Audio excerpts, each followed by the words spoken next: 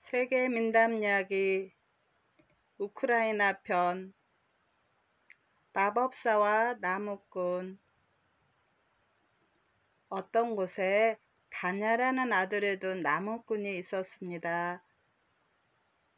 바냐는 공부하는 걸 싫어했으며 장차 커서 대장장이도 방아장이, 구두장이, 목수도 되고 싶지를 않았어요. 어느 날 바냐의 아버지는 참다 못해 아들에게 말했습니다. 내가 장사꾼도 되지 못하겠다면 더 이상 너를 먹여줄 수 없다. 너 혼자 세상에 나가서 살도록 해라. 저 숲 있는 데까지는 바래다 주마. 그 다음엔 이별이다. 바냐는 하는 수 없이 고개를 끄덕였습니다. 바냐는 제 물건을 대충 챙기고 아버지를 따라 숲 있는 곳까지 왔습니다. 오, 다리가 아프구나. 아버지는 그렇게 말하며 거기 있는 통나무에 걸터 앉았어요. 이때 어디선가 시커먼 옷을 입고 수염을 기른 신사 두 사람이 바냐 부자 앞에 나타났어요. 시커먼 신사가 얼굴을 찡그리며 물었습니다. 무슨 일로 우리를 불렀나? 아니요, 저는 당신들을 부른 기억이 없는데쇼. 다만 한마디 오, 다리가 아프구나 했을 뿐이에요. 그래, 맞았어. 내 이름이 오야. 그 낯선 사나이가 말했습니다. 나무꾼이 잘못 부른 것을 사과하자 그 사나이는 바냐 부자에게 어디로 가는 길이냐고 물었어요. 그래서 나무꾼은 바냐에 관한 이야기를 했습니다. 그래, 그렇다면 이 꼬마를 내가 데려가도록 하지. 내가 데려다가 일을 가르쳐야겠어.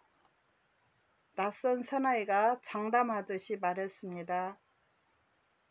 나무꾼은 그 사나이의 직업도 묻지 않고 조건부로 승낙을 했어요. 바냐의 뜻도 같았습니다. 그 사나이의 직업이 무엇이든 자기도 일만 배우면 오와 같은 부자가 될 수 있을 것으로 생각했던 것이에요. 오는 나무꾼과 헤어질 채비를 하면서 1년 후에 여기서 나를 부르시오. 그러면 당신의 아들을 어엿한 장인으로 만들어 되돌려 주리다 하고 말했습니다. 나무꾼은 아들이 어엿한 직업인이 되어 돌아오리라고 믿으며 집으로 돌아갔습니다. 어느덧 1년이 지났어요. 나무꾼은 숲 근처의 그 자리로 가서 오 하고 불렀습니다. 그러자 검정옷의 사나이가 기다렸다는 듯이 나무 뒤에서 나타났어요. 오는 나무꾼을 12마리의 토끼가 풀을 뜯어먹고 있는 곳으로 안내하며 말했습니다. 이 중에 한 마리가 당신의 아들 바냐요. 만약 이 12마리의 토끼 중에서 아들을 찾아내면 함께 집으로 돌아갈 수 있지만 못 찾으면 다시 1년 후에 오시오. 나무꾼은 갑자기 무서워졌습니다. 그제서야 오가 무서운 힘을 가진 마법사임을 깨달았던 것이에요. 나무꾼은 토끼로 모습을 바꾼 아들을 어떻게든 풀어놔주고 싶었어요. 그러나 나무꾼에게 무슨 힘이 있겠습니까? 나무꾼은 제일 잘생긴 토끼를 가리켰어요. 오는 고개를 흔들며 말했습니다. 틀렸어. 그건 당신의 아들이 아니오. 1년 후에 다시 오시오. 그때는 오늘보다 나은 일이 있을 것이오. 나무꾼은 낙심천만 어깨를 축 늘어뜨리고 집으로 돌아왔어요. 오랜 세월이 지나 다시 1년 후가 되었습니다. 나무꾼은 또 숲으로 달려갔습니다. 거기에는 벌써 마법사 오가 와서 기다리고 있었어요. 이쪽으로 오시오. 이번에는 잘 알아맞힐 테지. 마법사는 그렇게 말하며 나무꾼을 12마리의 메추라기가 먹이를 쪼아먹고 있는 곳으로 안내했습니다. 자, 어느 게 당신의 아들이요? 마법사가 물었어요. 나무꾼은 용기를 내어 그 중에 한 마리를 가리켰습니다. 또 틀렸어. 다시 1년 후에 오시오. 그때에도 못 맞춘다면 당신은 2번 다시 아들을 못 만날 것이오. 마법사는 단언하듯이 말했어요. 나무꾼은 전에 없이 슬픔에 쌓여 힘없는 걸음걸이로 집을 향했습니다. 그런데 메추라기 가운데 한 마리가 자기 뒤를 따라오는 걸 깨달았어요. 메추라기는 나무꾼 가까이 다가오자 숨가쁜 목소리로 아버지, 저예요. 바냐예요. 하고 말했습니다. 나무꾼이 돌아보니 제 일은 걱정하지 마세요. 저는 잘 있습니다. 내년에는 12마리의 말 중에서 저를 가려내게 되실 텐데 저는 제 왼쪽에서 3번째 자리에 있겠어요. 그제서야 나무꾼은 홀가분한 기분으로 집에 돌아와 다시 1년이 지나기를 기다렸어요. 손가락을 꼽으며 기다리던 1년이 지나 나무꾼은 다시 숲에 가서 마법사 오를 불렀습니다. 검정 옷을 입은 마법사가 바람같이 나타나 말했어요. 안녕하시오. 끝까지 웃으며 버티면 좋겠는데. 알겠소. 이번이 마지막이오. 마법사는 나무꾼을 기다란 마구간이 있는 깊은 골짜기로 데려갔어요. 마구간에는 12마리의 다갈색 말이 매어 있었습니다. 자, 어느 것이 당신 아들이요? 마법사가 물었습니다.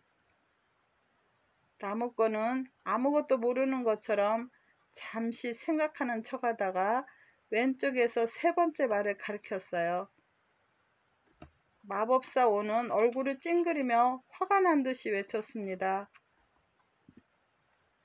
그 말은 도로 사람의 모습이 되었습니다. 집을 나간 지 3년이 지났건만 바냐의 모습은 거의 변한 점이 없는 것 같았어요. 오가 말했습니다. 이것만은 알아두시오. 만약 바냐가 집으로 돌아가기 전에 당신에게 마법을 보인다면 나중에 후회할 일이 생길 거요. 그리고 마법사는 연기처럼 사라졌어요. 나무꾼은 집을 향해 걸으며 아들에게 지난 3년 동안 무슨 일을 배웠느냐고 물었습니다. 보여드릴까요, 아버지? 바냐가 웃으면서 말했어요. 오늘 읍내에서는 장이 서지요? 제가 빛깔 검은 말로 변할 테니 아버지는 저를 장으로 끌고 가서 1,000루블을 받고 파세요. 근심하실 것 없어요. 저는 곧 돌아올 거예요. 단 고삐만은 파시면 안 돼요. 고삐만은 아버지가 단단히 쥐고 계세요. 그러나 나무꾼은 헤어질 무렵에 마법사 오가 한 말을 생각하고 그만두는 게 낫지 않겠느냐고 아들에게 말했어요. 아들은 대수롭지 않다는 듯이 웃으며 마법사가 할 수 있는 일은 저도 할 수 있답니다. 하고 말하며 곧 훌륭한 검정말로 모습을 바꾸었습니다. 읍에 당도하자 사람들은 이렇게 좋은 말은 본 적이 없다고 하면서 말 주위에 모여들었어요. 하지만 1,000루블을 내고 사갈 사람은 하나도 없었습니다. 그때 어디선가 집시 한 사람이 나타나서 말했어요. 이건 정말 좋은 말인걸. 1,000루블의 가치는 있어요. 집시는 그렇게 말하면서 선뜻 돈을 나무꾼에게 주었어요. 나무꾼이 말했습니다. 이 돈은 말값이고 고삐는 팔지 않겠습니다. 고삐 없이 말만 판단 말이요? 그렇다면 고삐값으로 1,000루블을 더 줄이다. 고삐 없이는 말을 끌고 갈 수가 없거든. 집시는 투덜대며 나무꾼의 눈앞에 돈주머니를 내어 보였습니다.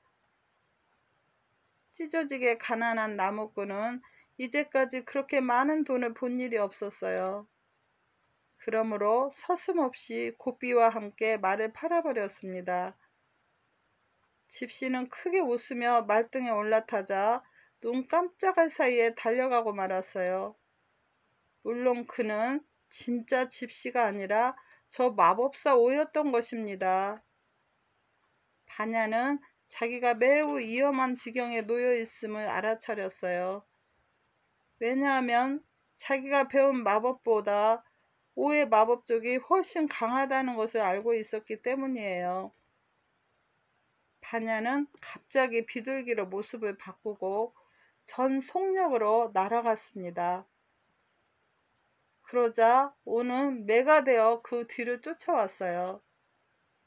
자기 집을 향해 날아가던 비둘기는 더 이상 도망치지 못하고 땅 위에 내리더니 작은 완두콩이 되어 콩밭에 숨었습니다. 그러자 매는 수탉으로 변신하여 완두콩을 하나씩 쪼기 시작했어요. 하지만 그 중에 한 알이 때마침 달걀을 팔고 있던 소녀의 발밑으로 굴러간 것을 오는 눈치를 챘습니다. 그 완두콩은 반지로 모습을 바꾸었고 소녀가 그것을 발견하여 손가락에 끼웠습니다. 수탉은 땅바닥을 돌아보고 완두콩 가운데 한 알만을 쪼아먹지 못했음을 알았어요. 수탉이 눈치챈 것을 알아낸 반지는 무서운 늑대로 모습을 바꾸어 냅다 달려들어서 잡아먹어 버렸습니다. 나무꾼은 이 사건들을 모두 지켜보았어요. 그리하여 아들이 죽지 않고 살아난 것을 기뻐했으나 이상한 말에 대해서 장꾼들이 물을까봐 급히 집을 향해 달려갔어요. 집에 돌아와 보니 아들 바냐가 부엌에 앉아 차를 마시며 자기 어머니와 즐겁게 얘기를 하고 있는 게 아니겠어요? 나무꾼이 아들을 향해 말했습니다. 아들아, 너는 오늘 너가 배운 것을 이 아비에게 충분히 보여주었다. 허나 그런 일은 다 잊어주었으면 좋겠구나. 그러는 게 마음 편하거든. 내 호주머니에는 지금 2,000루블이랑 큰 돈이 들어있다. 이제부터 우리는 아무 일 안 해도 일생 동안 편안히 살아갈 수 있을 거다.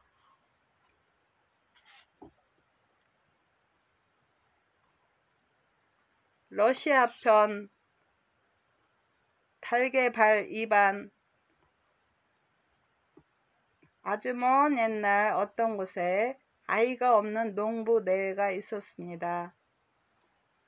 아이를 가지고 싶어서 하느님뿐만 아니라 악마한테까지 아이를 낳게 해달라고 빌었어요. 그 기도가 효험이 있었던지 농부의 아내가 뒤늦게 아들을 낳았습니다. 아이는 건강하게 잘 생겼으나 어찌된 일인지 발 모양이 닭처럼 생긴 달개발이었습니다. 그래서 모두들 이 아이를 달개발 2번이라고 불렀어요. 그런데 더욱 이상한 것은 이반이 다른 아이들처럼 매일 또는 해마다 조금씩 자라는 게 아니라 1시간마다 자라서 단 하루 동안에 완전한 어른이 되어버린 것입니다. 그리하여 태어난 그날 저녁 때 이반이 아버지 보고 말했어요. 아버지, 내일 공주님을 신부로 맞아들이기 위해 대궐로 가겠어요. 어처구니 없는 소리를 갑자기 들은 아버지는 깜짝 놀라며 말했어요. 대궐의 공주님이라니? 그런 일이 가능하다고 생각하느냐? 걱정하지 마십시오. 이반은 웃으면서 말하고는 그 이튿날 아버지와 함께 임금님이 계신 대궐로 갔습니다. 무슨 일인가? 어려운 일이나 부탁할 일이라도 생겼는가? 왕은 기분 좋게 물었어요. 예, 실은 제 아들이 공주님을 아내로 주셨으면 좋겠다고 말하기에 아버지가 그렇게 말하자 왕은 눈을 깜빡이며 말했습니다. 내 딸을? 자네들은 어느 왕실 사람인가? 그렇지 않으면 귀족인가? 아닙니다. 저희들은 다만 농부일 뿐입니다. 이반이 대답했어요. 그러자 왕은 비웃는 듯한 어조로 그거 참 기쁜 일이구나. 한데 너가 내 사위가 되려면 3가지를 해주어야겠다 하고 말했습니다. 이반은 태연히 말했어요. 좋습니다. 무슨 일이든 시켜주십시오. 첫째, 이 대궐의 제일 높은 탑을 뛰어넘어 봐라.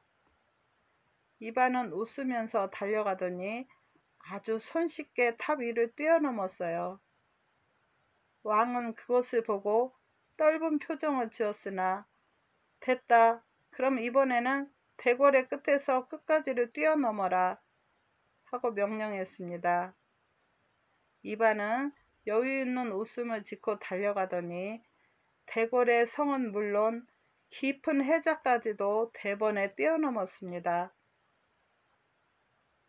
왕은 점점 못마땅한 표정이 되어 3번째 일을 이반에게 명령했어요. 그럼 이번에는 무거운 돌이 7개나 달린 나의 이 홀막대를 대궐의 높은 탑을 뛰어넘을 정도로 높이 차올려 보아라. 이반은 유쾌하게 웃으며 달려가더니 냅다 홀막대를 차올렸습니다. 그러나 홀막대는 대궐은 고사하고 멀리 산 너머까지 날아가서 보이지 않게 되었어요. 흐흠, 달개발인지 뭔지는 모르지만 당신의 아들은 대단한 장사야. 왕은 농부를 향해 그렇게 말하고 싫지만 공주와의 혼인을 허락했습니다.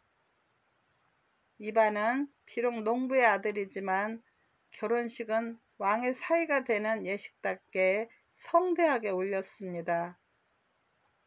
한편 이반은 힘세고 잘생긴 젊은이였지만 공주는 달개발을 가진 이반을 아무래도 좋아할 수가 없었어요.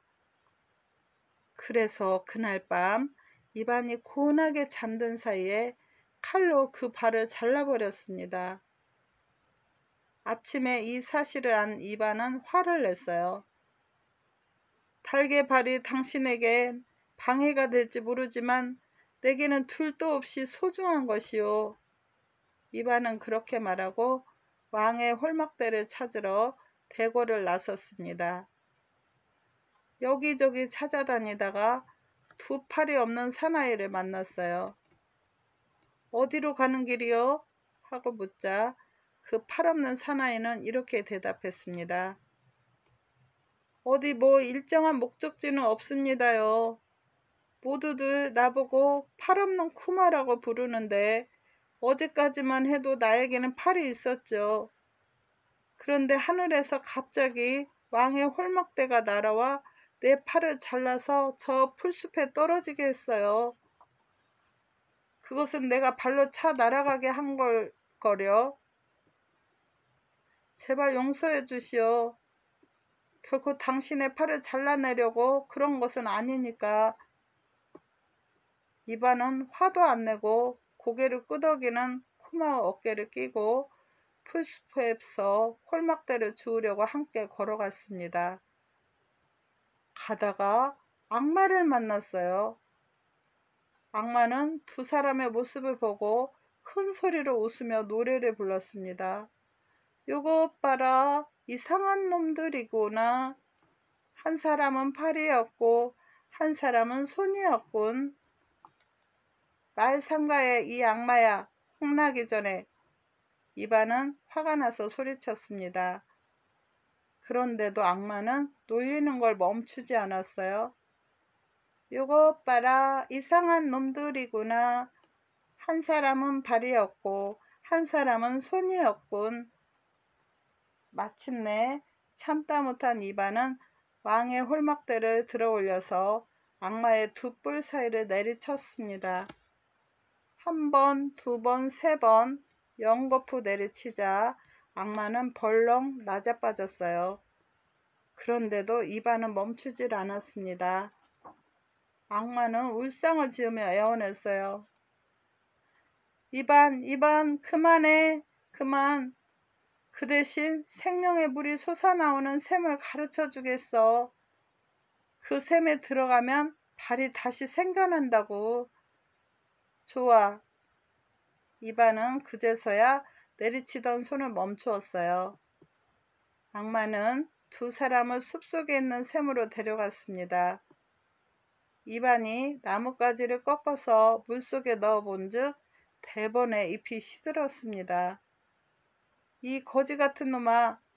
화난 이반이 또 홀막대를 들어올리자 악마는 이반 때리지 말아줘.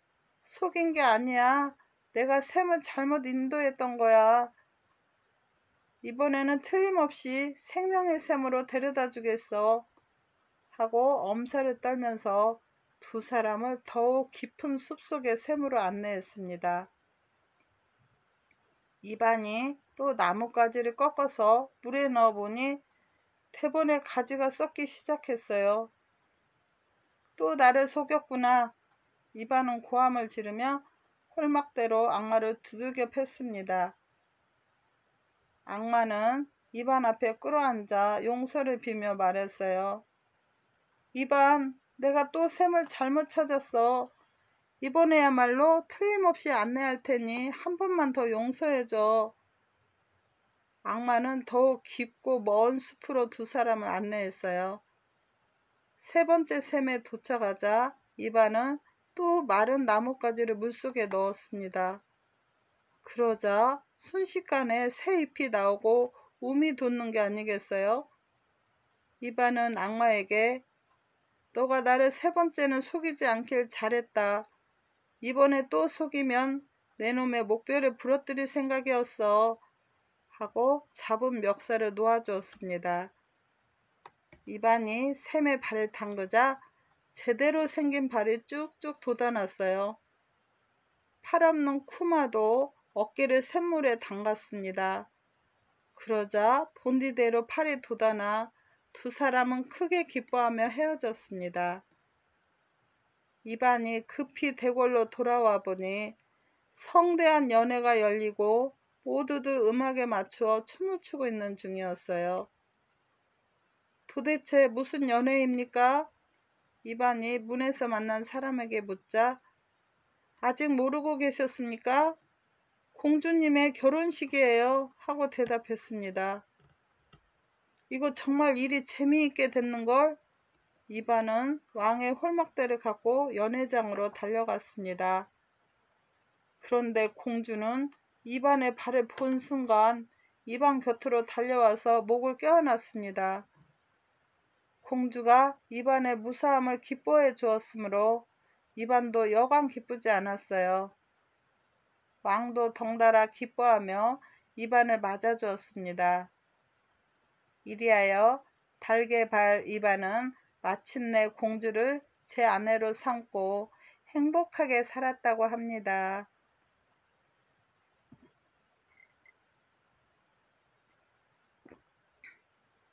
유고슬로비아편 작은 금붕어와 목동. 옛날 어느 곳에 심보가 고약한 계모가 있었어요. 이 여자는 오직 하나밖에 없는 의붓아들에게 매일같이 힘든 일을 시키고 그 일을 하지 못하면 너는 바보야, 바보 하고 꾸짖는 것을 낙으로 삼았습니다. 어느 날 계모는 의붓아들에게 광주리를 들고 우물에 가서 물을 길어오라고 명령을 했어요. 그러자 광주리에 물을 길어서 담아온다는 건 불가능한 일입니다. 그런데도 아들은 어머니의 분부라 두 번, 세 번 그 일을 거듭 반복했어요. 그렇게 세 번째로 물을 길었을 때 광주리 안에 작은 금붕어가 떠올려져서 파닥파닥 뛰고 있는 게 아니겠어요? 아들은 물 대신 이 금붕어를 계모에게 갖다 드리려고 했습니다. 그러자 금붕어가 애원하듯이 말했어요. 제발 부탁이에요. 총각도 알다시피 금붕어는 물에서 나가면 죽어버려요. 저를 빨리 우물 속에 되돌려 주세요. 저를 집으로 가져가면 뉘우칠 일이 생기지만 이대로 놓아주면 총각의 소원이 무엇이든 이루어지도록 도와주겠어요. 아들은 마음이 착한 소년이었으므로 이 말을 듣자 서슴지 않고 금붕어를 우물 속에 놓아주었습니다. 하지만 금붕어가 약속한 것을 전적으로 믿었던 것은 아니에요. 그래서 광주리를 물속에 넣고 장난하듯이 말했습니다. 작은 금붕어야, 이 광주리에서 물이 새지 않도록 해주렴. 그런데 무슨 일이 일어났는지 아세요? 아들이 우물 속에 넣은 광주리를 꺼냈더니 물이 한 방울도 새지 않은 채 가득 들어있었던 거예요. 아들이 그 광주리를 들고 집에 돌아와 의자에 앉아서 불을 쬐고 있는데 계모가 들어왔습니다. 물이 가득 담긴 광주리를 본 계모는 자기 눈을 의심할 정도로 깜짝 놀랐어요. 그래서 이러한 기적을 일으킬 수 있는 사람은 마법사임에 틀림없다고 생각했습니다. 그러나 그것에 대해서는 아무 말도 하지 않은 채 아들을 때리며 말했어요. 아직도 여기 있었냐? 불 옆에 앉아 게으름만 피우고 냉큼 일어나 산에 가서 나무를 해오너라. 땔감이 없잖아. 아들은 불 옆에서 떠나기가 싫었지만 하는 수 없이 일어나서 산으로 갔습니다. 아들은 숲속에서 가지가 굵은 떡갈나무를 발견하자 도끼를 땅바닥에 던지고 그 위에 앉아서 말했어요. 작은 금붕어야, 이 떡갈나무를 쓰러뜨려다오. 그러자 말이 끝나기도 전에 우람한 떡갈나무가 뒤 흔들리더니 쾅 하고 땅바닥에 쓰러졌습니다. 아들은 쓰러진 떡갈나무에 올라타고 이대로 집에 돌아갔으면 하고 소원했어요. 그랬더니 떡갈나무가 말처럼 움직이는 게 아니겠어요? 아들이 집으로 가는 도중에 임금님의 성이 있는데 마침 이때 공주가 창문으로 떡갈나무를 타고 가는 소년의 모습을 보고 큰 소리로 외쳤습니다. 어머나, 모두 들어와서 저것 좀 봐요. 사람이 떡갈나무를 실어 가는 게 아니라 떡갈나무가 사람을 싣고 가요. 저 사람은 틀림없이 마법사일 거예요. 이 말을 듣고 소녀는 이마를 찌푸리며 혼자서 중얼거렸어요. 두고 보세요, 공주님. 내가 마법사라면 친절한 마법을 보여드릴 테니. 그리고 소녀는 공주가 아들을 낳게 해달라고 소원했습니다. 계모는 떡갈나무를 타고 돌아온 아들을 보자 신경질을 부리며 외쳤어요.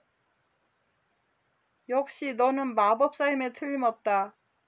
내 집에서 당장 나가라. 너 같은 마법사는 보고 싶지도 않아. 너가 나에게 갖다 줄 것은 재앙밖에 없을 테니까. 이리하여 계모는 아들을 집에서 내쫓았습니다. 아들은 억울한 누명을 썼으나 변명할 길이 없었어요. 그래서 여러모로 생각한 끝에 임금님의 성으로 찾아가 양을 지키는 목동일을 하겠노라고 자원했습니다. 그로부터 몇 달 후에 공주님은 정말 사내 아이를 낳았어요. 그 누구도 공주 자신조차 아기의 아버지가 누구인지를 몰랐습니다. 이것은 참으로 왕실의 체면에 관계되는 부끄러운 일이 아닐 수 없었으나 달리 해결할 방도가 없는 사건이었어요. 그 아기가 3살이 되었을 때 왕은 이 성의 모든 기사들을 연회에 초대했습니다. 연회의 분위기가 무르익었을 때 왕은 손님들을 큰 응접실로 안내했어요. 거기에는 한 손에 사과를 든 작은 사내아이가 서 있는 게 아니겠어요?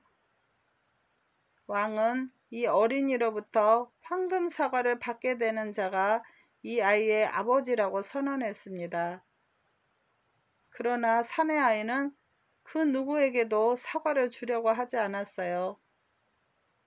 한편 목동이 된 의붓아들은 일이 어떻게 되어 가는가 보려고 손님들이 모인 응접실로 몰래 들어갔습니다. 그가 살그머니 문 쪽으로 걸어가는데 갑자기 아기가 달려와서 그 손에 사과를 쥐어주었어요. 이것을 본 왕은 목동딸가 이 아이의 아버지라고는 생각하고 싶지도 않았으므로 이렇게 말했습니다.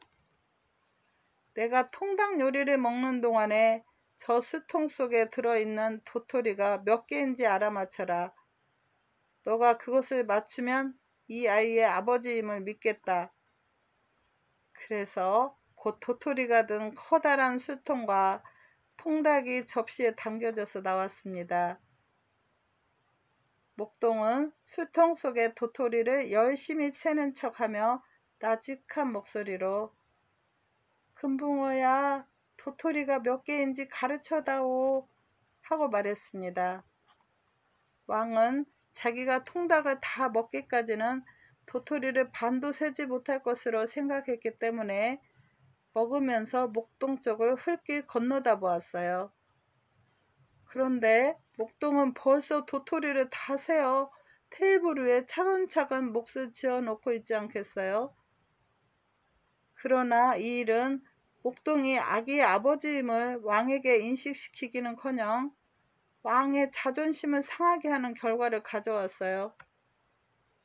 화가 머리 끝까지 오른 왕은 목동과 공주와 아기를 저 수통 속에 가두고 바다에 던져 넣어라 하고 부하들에게 명령했습니다. 아무 잘못도 없이 억울하게 벌을 받게 된 공주는 대성통곡을 하며 쓰러졌습니다.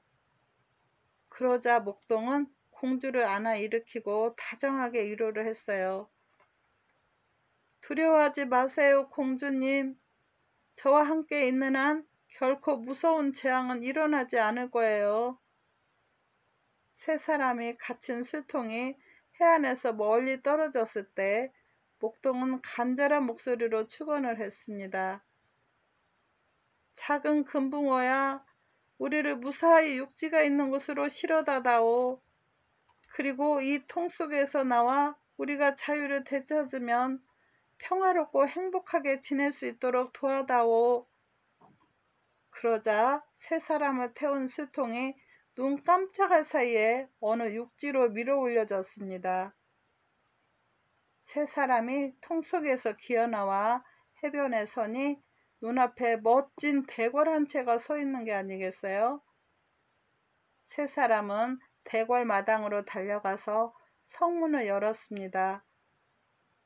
그러자 어디선가 잘 오셨습니다, 여러분. 부디 이곳에서 영원히 살아주세요 하는 해맑은 목소리가 들려왔습니다.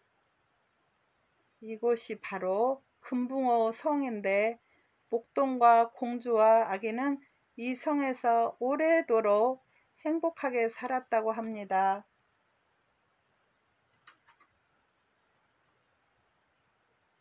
감사합니다. 사랑합니다. 항상 행복하시고 건강하세요. 구독과 좋아요는 힘이 됩니다.